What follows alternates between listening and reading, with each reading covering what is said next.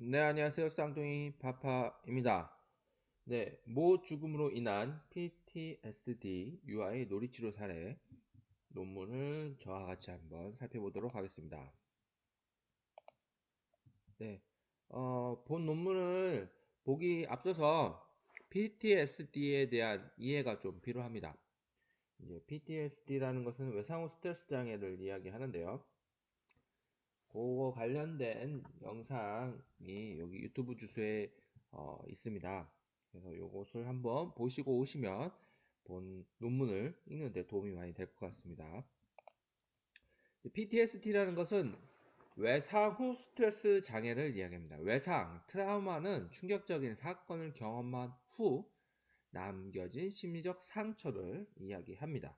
미국 정신의학회에서는 외상 사건의 예로 강간, 폭행, 전투, 자연재해, 사고, 인재 등을 이야기를 하고 있습니다. 미국 내 유병률이 8.7%에 해당이 된다라고 이야기를 하고 있고요. 이런 위험들, 미국 정신의학회에서 외상 사건의 예를 든 그런 위험에 노출된 경우에는 3에서 58%의 유병률을 보이고 있다라고 하고 있습니다. 그래서 이런 사건에 노출된 경우와 노출되지 않은 경우의 차이가 많이 나죠. 이런 외상 사건이라는 것은 너무 강력하고 충격적인 사건이기 때문에 영화에서나 나올 듯한 사건이라고 생각하기 쉽습니다. 하지만 우리 주변에서도 쉽게 발생하고 있는 것이 이 외상 사건인데요. 예를 들자면 홍수, 지진, 우리나라도 이제 지진의 안전 지역은 아니게 됐죠. 산사태, 그 다음에 해양사고 같은 경우, 최근 어, 몇 년 전에 이제 해양사고 때문에 전 국민이 충격에 빠졌었던 그런 사건들이 이런 PTSD의 외상 사건에 해당되는 사건들입니다. 이제 미국 같은 경우는 총기 사건이 많이 나타나서 이런 총기와 관련된 외상 스트레스 사건이라든가 이제 2차 세계전이라든가 베트남 전쟁이라든가 그런 전쟁과 관련된 군인들의 외상들도 많이 나타나는 증상입니다. DSM-4 기준으로 PTSD 진단 기준을 살펴보면 다음과 같습니다. 지금 현재는 이런 정신 진단 체계를 DSM-5 버전을 사용을 하고 있는데요. 그럼에도 불구하고 4 버전을 갖고 온 이유는 본 논문에서는 진단 체계 4 기준으로 이 PTSD를 설명하고 있어서 4 진단 체계를 갖고 왔습니다. 이제 몇 가지들이 있는데요. A에 보면 외상 사건을 경험했던 개인에게 다음 같은 두 가지 증상이 모두 나타나야 됩니다. 실질적이나 위협적인 죽음이나 심각한 상태, 신체적 안녕에 위협을 가져다주는 사건을 경험하거나 목격하거나 직면했을 때 개인의 반응에 극심한 공포, 무력감, 고통 등이 동반될 때 소아의 경우에는 지리멸멸하거나 초조한 행동들이 보일 때 이런 PTSD 진단 기준이 해당이 되는 겁니다. 그래서 이러한 경험을 하고 나서 BCD와 같은 증상이 나타나면 진단이 내려지는데요. B 같은 경우는 지속적인 재경험입니다. 회상, 반복적인 놀이, 괴로운 꿈, 무서운 꿈, 외상성 사건 등이 재발하는 것, 같은 행동이나 느낌, 소화는 이제 재현하는 형식으로 많이 나타나고요. 그다음에 심리적인 고통, 생리적인 재반응 등이 나타날 경우입니다. C는 자극을 회피하거나 반응을 마비시키는 겁니다. 외상과 관련된 생각, 느낌, 대화를 회피하거나 해당 행동, 장소, 사람을 피하는 등 중요한 회상을 할 수 없는 것들, 정서의 범위가 제한되고 미래가 단축된 느낌 등 이런 것들이 해당이 됩니다. 그 다음 D는 증가된 각성 반응의 증가입니다. 그래서 이제 잠들기를 어려워하거나 잠을 계속 자려 하거나 아니면은 자극에 과민한 상태나 분노, 폭발, 집중하기 어려움, 지나친 경계, 악화된 논란 반응 등이 나타날 경우 이러한 반응이 1개월 이상 나타나고 삶에 있어서 지대한 장애를 초래할 경우 PTSD 진단이 내려지게 됩니다. 그래서 이러한 PTSD 사건이 일어나면 이제 위기상 개입을 실시를 하게 돼야 되는데요. 브라이머는 심리적 응급 지원의 실행 지침을 다음과 같이 이야기를 하고 있습니다. 성급하게 개입하지 않고 먼저 대상자의 상황을 관찰한다. 충분히 관찰한 후 자신이 도울 수 있는 것이 어떤 것인지 정중히 물어본다. 접촉을 시작할 때는 가장 좋은 방법은 생수, 음료, 담요와 같이 실제적인 도움을 제공하는 방식이다. 생존자나 가족에게 방해가 될 수 있는 상황이라면 나중에 접촉한다. 생존자가 자신을 피하거나 쉽게 의존할 수 있다는 점을 알고 행동한다. 상대방의 말을 충분히 기다리고 반응을 보이며 차분히 대화에 집중한다. 천천히 그리고 명확한 발음으로 이야기한다. 간단하고 구체적인 용어를 쓰며 전문적인 용어는 피한다. 생존자가 취해온 행동의 긍정적인 면을 인정해준다. 필요한 때에는 중요한 점을 반복적으로 설명해준다. 정확한 정보를 나이에 맞게 설명한다. 외상적 기억이나 상실 그 자체를 다루는 것이 아니라 고통을 줄이고 현재와 요구를 도우며 적응 기능을 회복하는 것이다. 라고 이제 브라이머는 실신 지침을 이렇게 내놓고 있습니다. PTSD 치료 방법에는 다음과 같은 방법이 있는데요. 노출 치료, EMDR, 애도, 약물 치료, 가족 치료, 아동의 치료 이렇게 있습니다.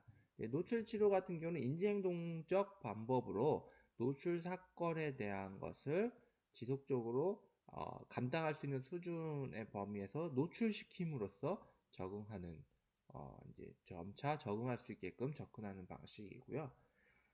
EMDR은 이 안구 운동을 통해서 이런 긴장된 공포된 느낌 등을 완화시키는 방법입니다. 그 다음에 애도 같은 경우는 어떤 상실에 대한 PTSD를 경험할 경우에 이런 애도 작업을 심리 상담으로서 실시하게 되고요. 약물을 통해서 이러한 긴장감 등을 완화시키는 방법이 있고, 가족 상담이라든가 아동을 대상으로 한 상담 기법들로 PTSD를 치료를 하고 있습니다. 이 본 논문에서 이제 심리 검사를 실시를 하면서 이제 SSP, 프리플레이어, MSSB, HTP, KFD, SCT, PTSD 체크리스트, SMS, MMPI, 이제 그런 것들을 검사를 실시하게 됐는데요. 그 중에 이제 MSSB라는 것은 메가더 이야기 꾸미기 검사입니다. 어떤 그림을 주어진 것을 통해서 아동이 가지고 있는 투사적인 사항을 확인하는 검사 방법인데요. 이 메가더 이야기 꾸민 검사 MSSB는 유아 아동을 대상으로 한 놀이치료적 기법으로 활용하여 투사적 검사 도구입니다. 이것을 통해서 아동의 자신과 부모 및 세상에 대한 정신적 표상, 도덕적 발달, 정서 조절, 애착관계, 역기능적 부모의 양육 태도 등을 파악할 수 있으며 15개의 딜레마 상황에서 이루어져 있는 검사 도구입니다.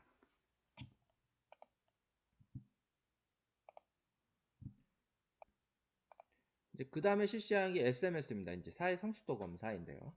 각 문항에 따라서 자조, 이동, 작업, 의사소통, 자기관리, 사회화 등을 체크하는 방식의 검사 도구입니다. 그래서 사회 연령과 사회 지수를 확인할 수 있는 검사를 실시하였습니다. 본 논문에서는 본 아동은 SMS가 SA 3.63, SQ 115로 나와 있어서 사회성 숙도 검사에서 평균 이상의 점수를 나온 것을 보여지고 있습니다. 그 다음에 CESD 검사, 우울척도 테스트를 실시를 하였는데요. 네, 요거는 이제 성인을 대상으로, 이제 논문에서는 아버지를 대상으로 실시하였습니다. 그래서 점수가 33점이 나와서 주의가 필요한 우울감, 그래서 2주 이상 지속된다면 가까운 전문기관의 상담, 방문이 필요하다라는 검사 척도를 나왔습니다. 제 모습인데 우울해 보이나요? 자, 그 다음에 이제 실시한 것이 MMPI입니다. 이 MMPI에서는 특별하게 이 점수가 높게 나온 문항은 없었습니다. 본 논문에서는요. 근데 이제 좀 특징적인 거라고 하면 전반적으로 이제 점수가 좀 낮게 나왔다는 특징, 그리고 이제 남성성 여성 척도인 5번 척도에서 점수가 낮게 나와서 이제 어떤 사회에서 주어진 성 역할에 너무 충실한 성격을 가지고 있는 분으로 확인할 수가 있었습니다. 근데 이제 MMPI 부분을 조금 살펴보면요. 지금 현재는 MMPI2 버전을 사용을 하고 있습니다. 근데 본 논문에서는 MMPI를 사용을 했고요.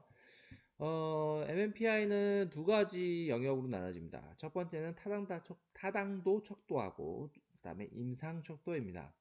MMPI2에서는 이게 좀 더 세부적인 척도들이 더 증가되는데, 요거를 바탕으로 발전된 거기 때문에 일단 요거를 알아두시는 게 좀 필요합니다.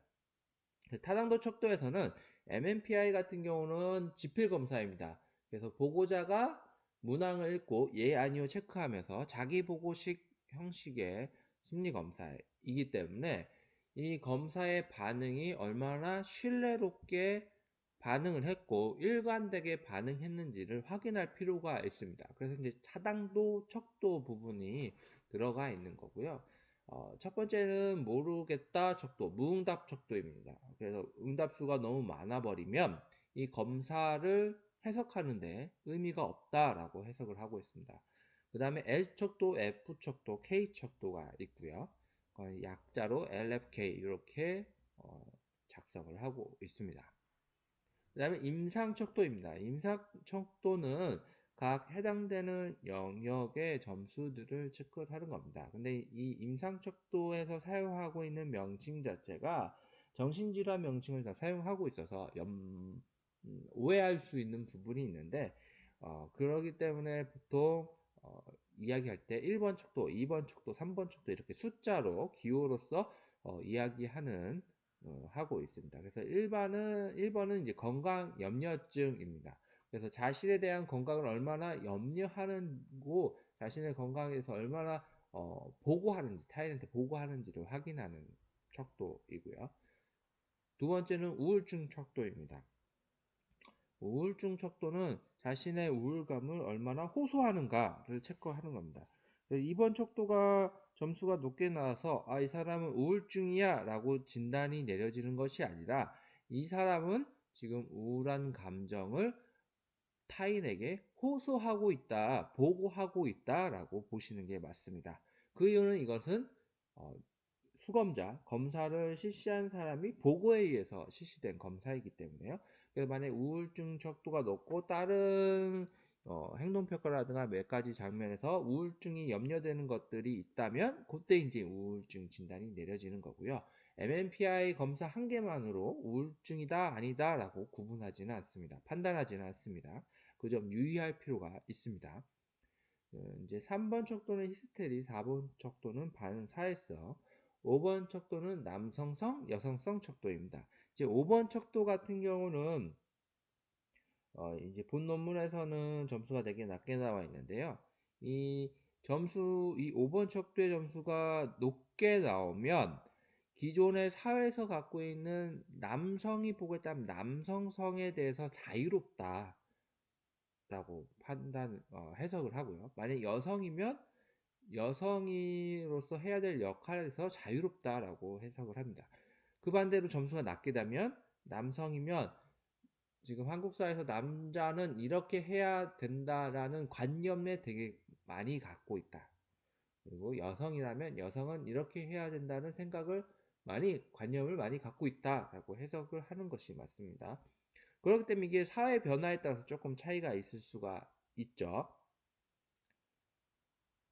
요 5번 척도 같은 경우는 임상 척도 안에 들어가 있음에도 어떤 정신질환과 관계없는 척도입니다.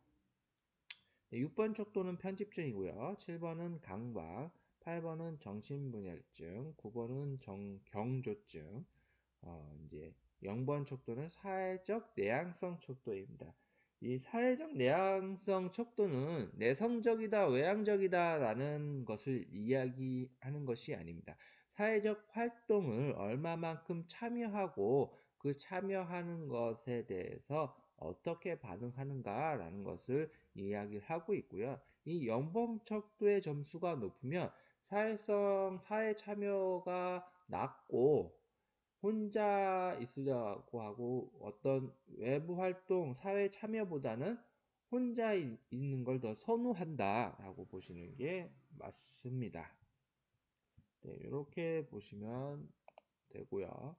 그 다음에 이제 세부적으로 보면 이 물음표 척도가 비응답 척도입니다. 그래서 만약에 이 MMPI 검사한 내용 중에서 30문항 이상 응답하지 않았다면 그 프로파일은 무효가 해당이 됩니다. 즉, 이 MMPI 검사는 다시 검사하거나 해석하지 않아야 되는 것입니다. 그래서 이제 타당도 척도를 가장 먼저 확인하게 되는 것입니다. 두 번째는 L 척도입니다. L 척도는 이제 부인 척도라고도 하는데요. 이 척도가 T 점수가 53점 이하일 때는 솔직하게 응답하였다라고 이렇게 해석을 하시면 되시고요. 만약 이 T 점수가 70점 이상이라면 우울, 불안, 수동적, 고립되어 있을 가능성이 높다라고 보시면 됩니다. 다음에 F 척도입니다. F 척도가 50점 이하인 경우에는 정상 생활을 하고 있다라고 보시면 되시고요. 이 F 척도가 T 점수 65에서 79점이다 라면 심리적 고통을 호소하고 있다라고 보시면 됩니다. 근데 만약 이 점수가 80점 이상이라면 고의적으로 과장해서 지금 보고하고 있다라고 보시면 됩니다. 그 다음에 K 척도입니다. K 척도는 45점 이하일 경우 심리적으로 문제 있으면 기꺼이 인정하는 자세를 취하고 있는다고 보시면 되시고요. 만약에 70점 이상이면 자신의 문제에 대해서 매우 방어적이거나 인정하지 못하는 자세를 가지고 있다라고 이렇게 보시면 됩니다. 그래서 MMP1에서는 이것을 세 개의 어떤 LFK 형식의 그래프 형식에 따라서 지금 이 사람이 심리적인 치료가 필요한 상황이다, 아니다, 아니면 지금 호소를 많이 하고 있다, 뭐 그런 것들을 판단을 했었는데요. 이제 MMPI2 검사 체계로 넘어오면서 이것을 좀 세부적으로 보고 개별적으로 보는 형식의 해석으로 바뀌었습니다. 본 사례에서는 모의 죽음을 아동이 목격한 것으로 추정되는 이유로 놀이치료가 의뢰가 된 거고요.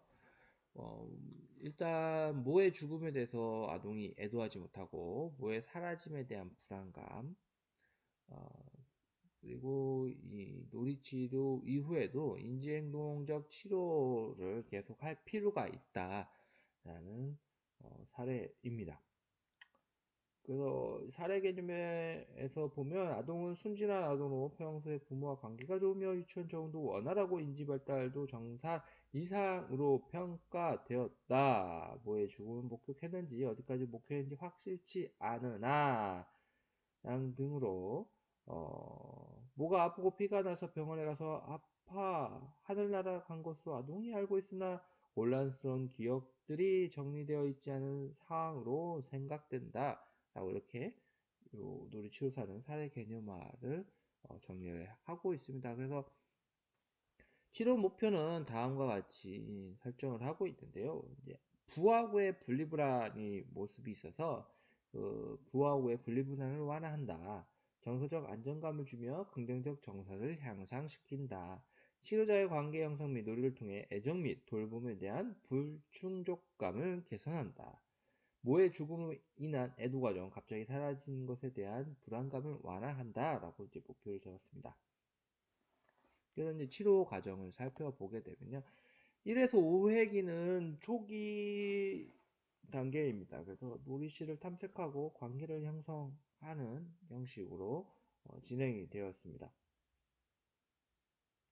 그래서 치료자는 처음 와서 이제 구조화를 시작을 했죠. 이 방은 우리 함께 함께 선생님이 놀이 시간이 다 되었다고 얘기할 때까지 놀 거다. 중간에는 나갈 수 없고 여기에 많은 놀이를 원하는 대로 할 수 있다라고 이렇게 구조화를 했다고 논문에 되어 있습니다. 그러니까 아이는 탐색놀이, 피규어들을 탐색하고 나 이거 핑크 좋은데 뭐 그러면서 잘못해서 빵 맞아 해 엄마 아빠 말 안 들으면 큰엄마 큰아빠 말 안 들었어요 너무 슬프겠죠 뭐 이런 식으로 아이가 놀이를 진행을 했다. 그 다음에 뭐 마트놀이, 병원놀이, 애기놀이, 병원놀이 이렇게 진행이 됐다라고 이야기하고 있습니다. 그래서 놀이치료사 소감으로서 표정은 밝고 뭐에 대한 기억나게 하는 놀잇감이 있을 때 뭐의 이야기를 한두 번 정도 꺼내 모습, 하늘나라 같다고 하며 볼 수 없음을 받아들이는 상황이며 보고 싶어 하는 마음이 많고 치료자가 아픈 상황에 대해 연출하나 모와 고모의 외상 상황에 대해 두드러진 언급이나 놀이 연출은 없는 사이고요. 3회기부터는 표정이 점점 어두워지고 간헐적으로 웃으나 또랑또랑 말투는 거의 느껴지지 않고 병원놀이 하다가 회피하는 모습들이 보이기 시작했다라고 이렇게 이야기하고 있습니다. 이제 PTSD 아동 같은 경우는 보통 아동이 감당하기 힘든 사건이기 때문에 처음에는 해리 상태, 그러니까 그 사건 자체를 기억을 안 하는 모습을 보일 가능성이 많습니다. 지금 요 아동 같은 경우는 인지 상태가 빠른 아동이어서 어떤 사건에 대한 이해 능력은 좋은데 그 사건에 대한 감정 자체는 회피하는 모습을 가지고 있는 것을 볼 수가 있어요. 그렇기 때문에 초기에는 이 아이가 진짜 외상이 있는 건가? 라는 의심이 될 정도로 되게 해맑고 아무렇지 않은 모습이 보이다가 놀이치료가 진행이 되면서 그 자신이 숨겨놨던 무의식으로 밀어놨던 감정들이 이제 조금씩 다뤄지기 시작하거든요. 그때부터 이제 표정이 어두워지거나 짜증을 낸다던가 뭐 화를 낸다던가 이제 그런 모습들이 점차적으로 늘어나게 됩니다. 그런 모습이 늘어났다고 해서 아이하고의 관계가 잘못되거나 치료가 잘 진행이 안 되거나 라는 부분이 아니라 이제 자신의 문제를 이제 다루기 시작을 하는 모습이라고 보시면 됩니다.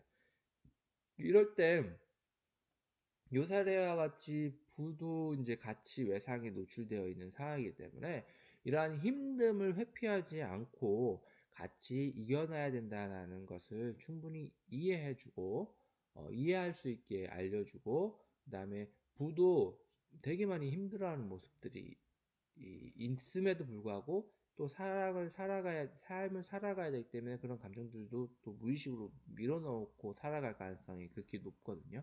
그래서 그런 고통에 대한 이해와 공감들, 그리고 지금 꺼내놓지 않아도 찬찬히 꺼내놔도 된다라는 안정감 등을 계속 줄 필요가 있습니다.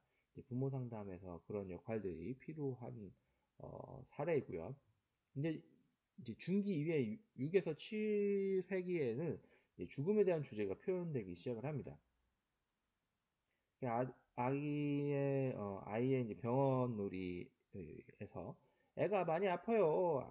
아동은 의사 역할을 하고 애기의 인형을 애기 곁에 두고 어디가 아파요? 많이 아파요. 아파서 하늘나라 갔어요. 인형을 보살펴 줬는데 혼자 남겨두고 하늘나라 갔어요. 라고 하면 이제 슬픈 표정을 하는 모습들 이런 것들이 이제 놀이치료에서 이제 주제로 나오기 시작을 하는 거죠.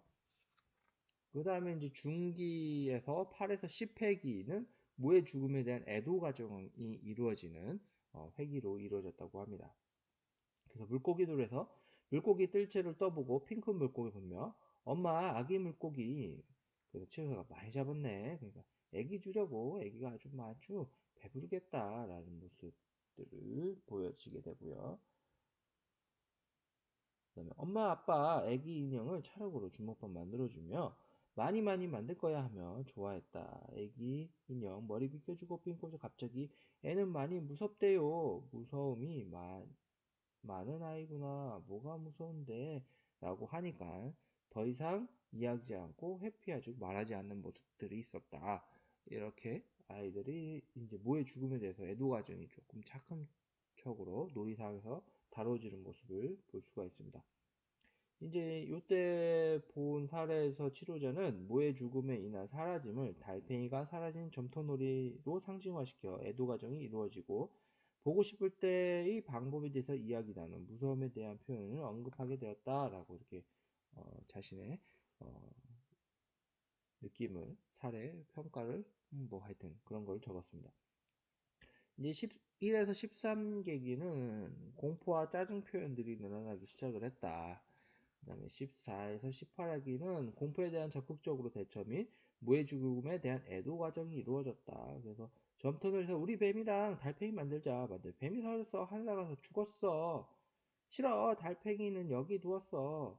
죽일까? 하고 치료자를 보더니 점토를 뭉개버리고 뱀이 죽게 해서 미안해 했어. 뭐 이렇게 자기 혼잣놀이 어, 나오는 모습들을 이제 보여주게 되죠. 그 다음에 이제 19회에서 21회기가 진행이 될 때에는 인지적 접근의 수용이 이루어지며 현실적인 문제 해결의 시도가 이루어졌다. 그래서 아동 놀이책에서 이제 점토놀이가 나왔는데 초기에 짜증이 많고 점토를 면서 편편하게 해달라고 했는데 고무장판이 계속 생기자 장판이 왜 깔려 있는지 자꾸 이게 찍히네 뭐 이렇게 아이가 표현했고 그러면 여기다 하면 되겠다 하며 바닥에다 점토를 가져오 말았고 점토를 둥글게 해서 여기다 둬요 뭐 이런 식으로 하다 나 나오면 돈도 없어지고 투덜거리면 늦어서 놀 시간 부족해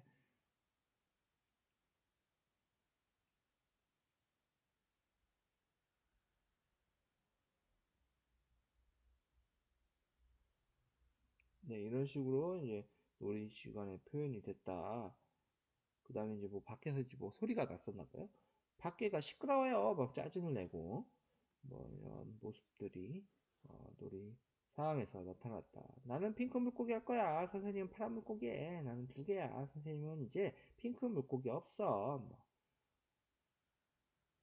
이런 식으로 아이가 놀이가 진행이 됐다라고 이제 이야기를 하고 있습니다. 이제 21회기를 하고 종결이 된 것 같아요. 본 사례에서는요. 그리고 나서 6개월이 지난 시점에서 다시 재검을 했을 때 어떤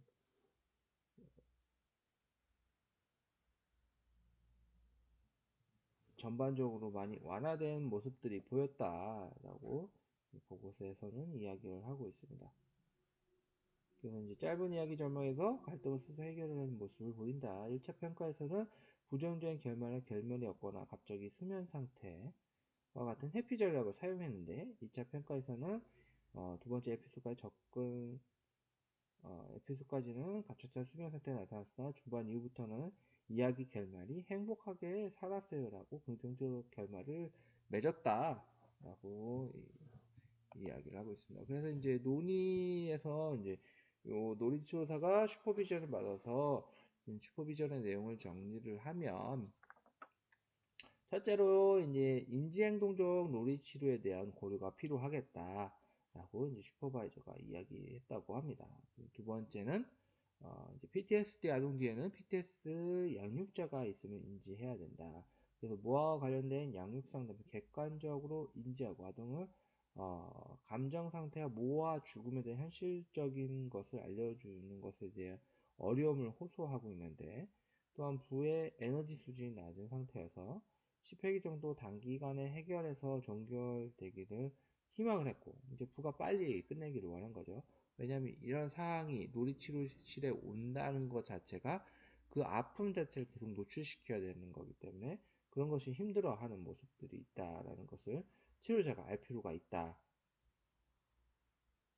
그래서 이제 이 양육자를 위로해주고 지지해주고 장기적인 치료 과정에 대한 이해와 함께 치료 과정을 동참시켜야 함을 치료자가 잘 알아야 될 필요가 있다라고 이야기했답니다. 그 다음에 이제 세 번째는 놀이치료가 장기화될 것을 고려해야 된다. 이제 PTSD 아동 같은 경우는 치료 회기가 좀 길게 이루어진다고 보시면 됩니다.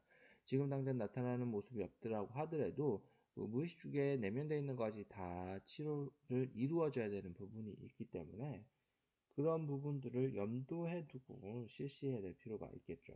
네 번째는 치료자는 그 자리에 없는 것에 대한 불안과 짜증에 대한 공감과 인지적 접근의 상황을 재해석해 볼 수 있도록 이끌어 줄 것이 필요하다라고 이렇게 이야기를 하고 있습니다. 그래서 지금까지 모 죽음으로 인한 PTSD, 유아의 노이치로 사례에 대해서 설명을 해드렸고요. 좀 더 이제 요 치료 회기의 자세한 내용들은 이 논문을 확인하시면서 읽어보시면은 좋을 것 같습니다. 네, 이상 여기까지였습니다. 감사합니다.